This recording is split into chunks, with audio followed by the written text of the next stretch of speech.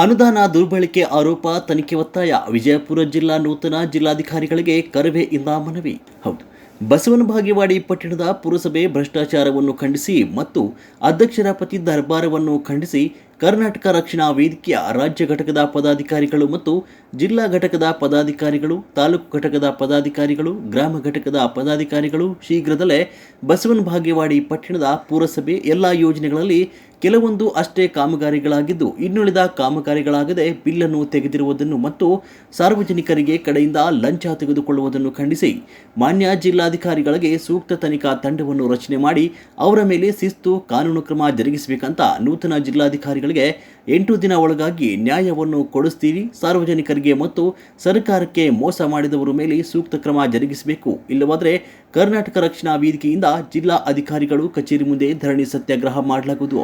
ವರದಿ ರಾಜು ಭಜಂತ್ರಿ.